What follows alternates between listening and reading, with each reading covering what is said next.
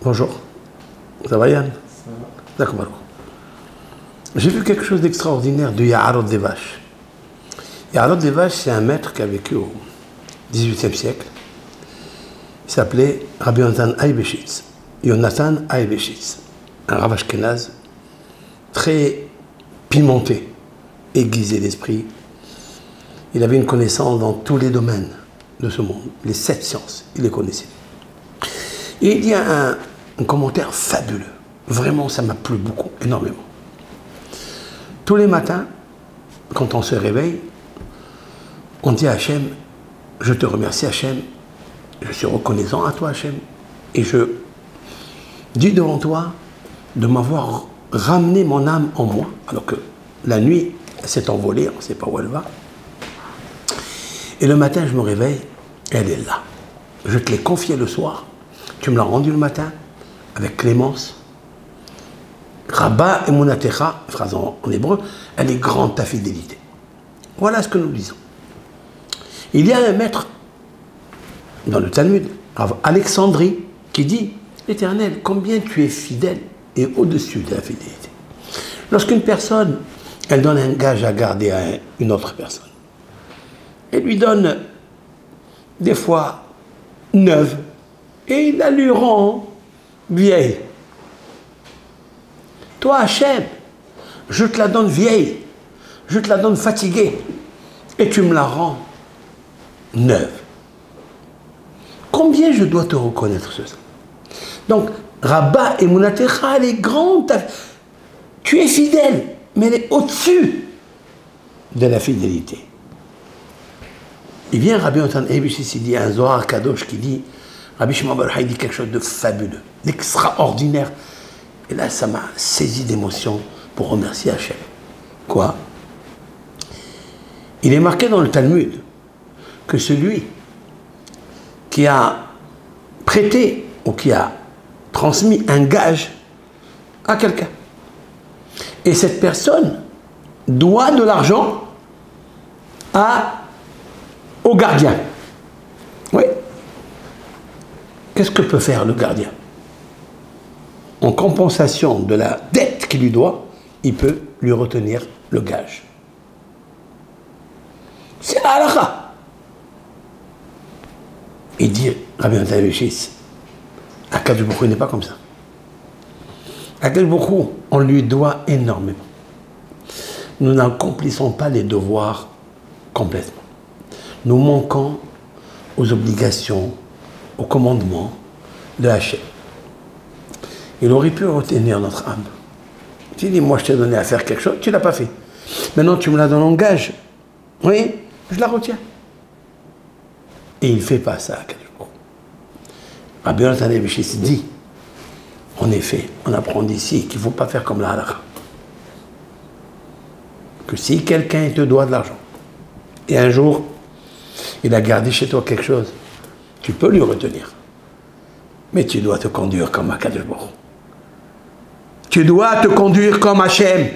Tu dois apprendre de l'Éternel que tu dois pardonner cette chose-là et tu lui rends la chose. La dette, on verra quand est-ce que tu lui rendras. L'homme n'est pas habitué à cette qualité exceptionnelle de l'Éternel. Mais un homme, il doit apprendre. Mais dîner mamonot, concernant les affaires pécuniaires, tu dois aussi faire comme un Akadosh Baruch Hu. Alors que l'habitude de l'homme, il ne dit pas du tout. Moi, j'ai ma raison pourquoi je dois retenir cela. Il me doit. C'est l'occasion de lui prendre. La halakha, elle te dit, tu peux. Il vient le Zohar Kadosh et Rabbi Yonatan Eibeshitz, il dit non. Apprendre de Akadosh Baruch Hu. De là, j'ai appris quelque chose. Que Akadosh Baruch Hu, quand il te renouvelle la neshama, il te la renouvelle justement pour dire une chose pareille. Ça. À quel moment commence le renouveau chez l'homme? À quel moment l'homme peut changer son disque dur, le vieil homme qu'il était? À quel moment un homme il peut faire une nouvelle version de soi-même? À quel moment? À ce moment-là. C'est-à-dire que l'Éternel, il nous donne la possibilité, par sa clémence, par sa grande fidélité, de changer nos paradigmes, nos habitudes, le vieil homme que nous sommes. Et c'est ça qui est extraordinaire. De la même façon que la Neshama est une nouvelle version tous les jours, tu peux aussi être une nouvelle version de la vie que tu as. Parce qu'un homme, lorsqu'une personne lui doit d'argent, il attend cette dette. Il attend cet argent. Il ne lui pardonnera pas. Alors, il doit s'habituer à dire, qu'est-ce qu'il fait à Kadosh tous les soirs? Je lui dois énormément. Peut-être que je n'ai pas fait la lecture du schéma le jour. Peut-être que je n'ai pas étudié la Torah. Peut-être que je n'ai pas fait les mitzvot. Peut-être que je n'ai pas mis les téphilines. Peut-être que je ne fais pas Shabbat. Et normalement, cette Neshama, elle doit rester là-bas. Le huissier, il peut prendre cette Neshama, il la garde comme gage, comme dette. Akadosh Baruch Hu, il ne le fait pas. Il te la rend, et encore meilleur encore.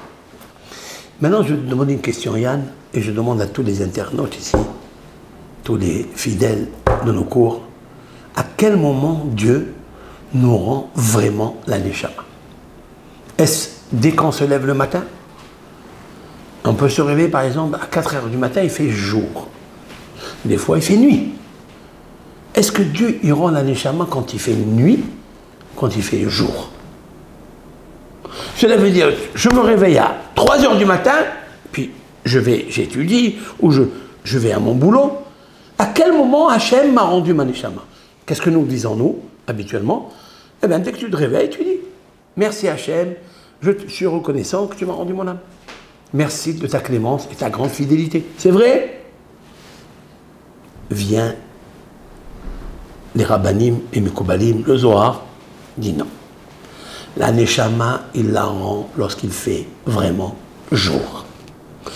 Et c'est ça que je comprends des fois, quand je me lève le soir à 3 heures du matin, je vais étudier, je ne suis pas en pleine forme. Je n'ai pas toute ma conscience. Je n'ai pas toute ma raison.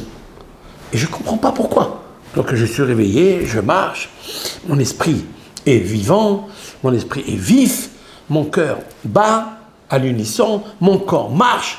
Oui, je peux même avoir envie de manger ou de boire un café, mais ta Neshama, elle n'est pas encore là. Parce que c'est la Neshama, quand elle rentre seulement dans le jour. Et à quel moment? À quel moment la Neshama, elle rentre? Elle rentre pendant que tu fais le schéma Israël, Hachem Elokeinu Hachem Echad. Et au moment où tu fais ta prière, les 19 bénédictions. Alors la Neshama, elle rentre. C'est un grand hidouche, très grande révolution, une grande nouveauté. Et c'est la raison pour laquelle il faut aller faire la tfila. Il faut aller faire la prière. Ou bien, si tu ne peux pas, tu la fais seul, mais tu fais le schéma en s'entend. Alors c'est parce que c'est ce moment-là qui est propice pour recevoir le joug céleste. Pourquoi? C'est le moment où tu es pleinement rempli de majesté divine, de cette intelligence supplémentaire que tu as, supplément d'intelligence, je veux dire. Et là, tu reçois le joug céleste. Mais je vais ajouter quelque chose. D'après Yonatan Aebeshitz, ce grand maître, il m'a dévoilé. Parce qu'au moment où tu prends le joug céleste, tu vas dire, je suis obligé de t'aimer Hachem.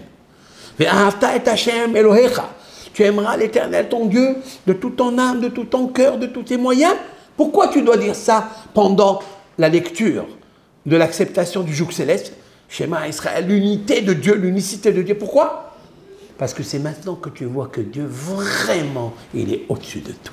Qu'il aurait pu retenir son gage, son âme que tu lui as confiée, pour cause de restriction de ses devoirs, de non-acceptation du joug céleste.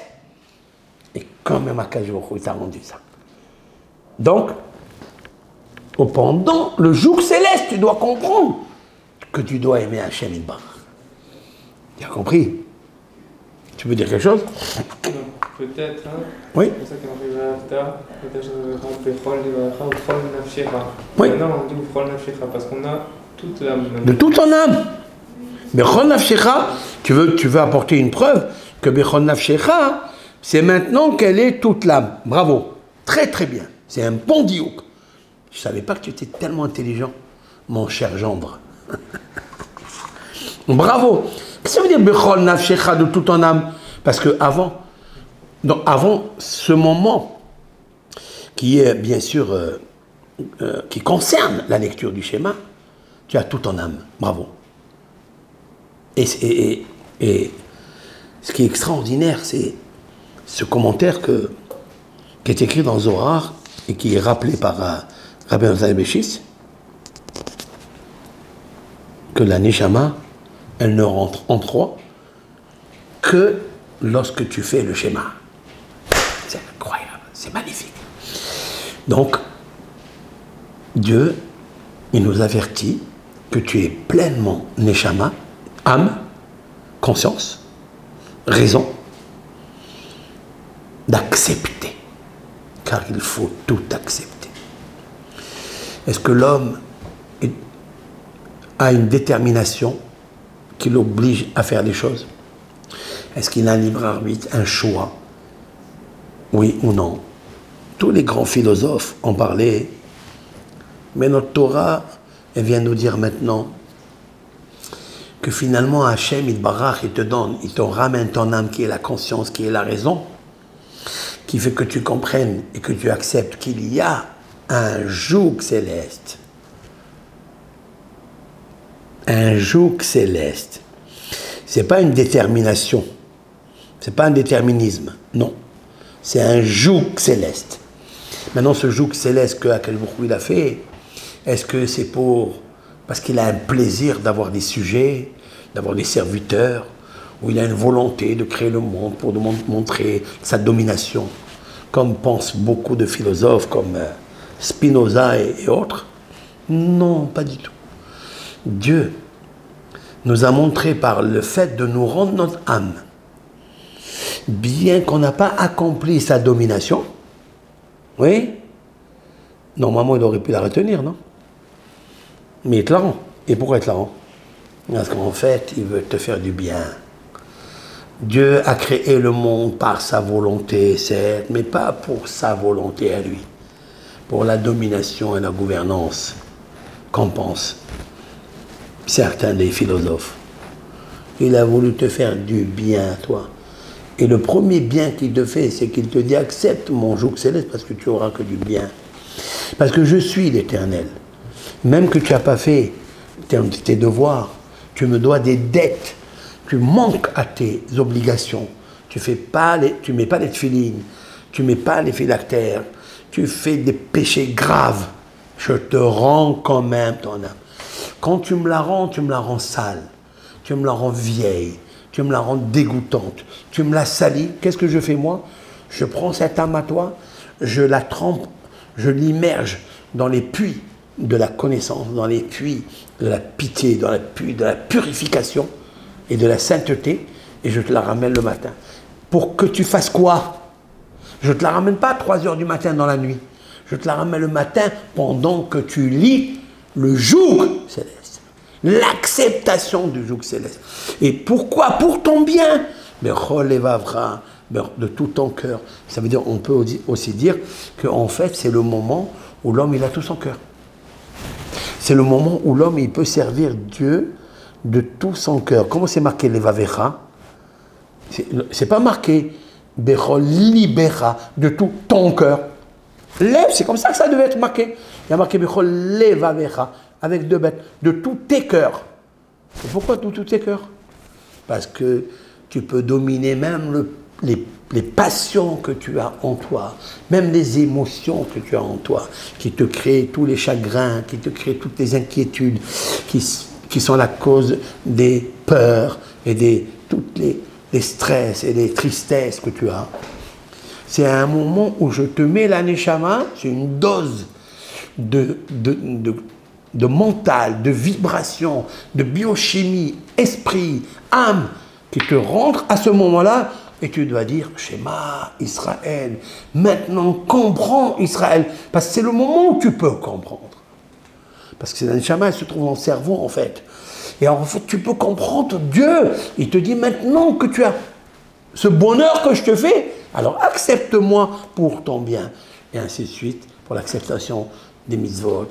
Et tout ce qui s'ensuit, jusqu'à ce qu'on arrive à attention de ne pas dévoyer par ton cœur, par tes yeux, parce que c'est le moment où ta neshama, elle est grandiose. Tu veux dire quelque chose? Et c'est ça qui est extraordinaire. Ce petit cours juste avant le Shir HaShirim, le Cantique des Cantiques, voilà, je vous offre ce cours à nos chers amis. Un bon kippour pour tout le monde.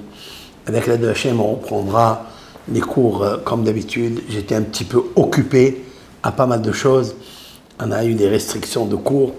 Mais voilà, il faut toujours aussi se préparer soi-même avant de dire aux autres ce que tu dois faire et ce qu'ils doivent faire.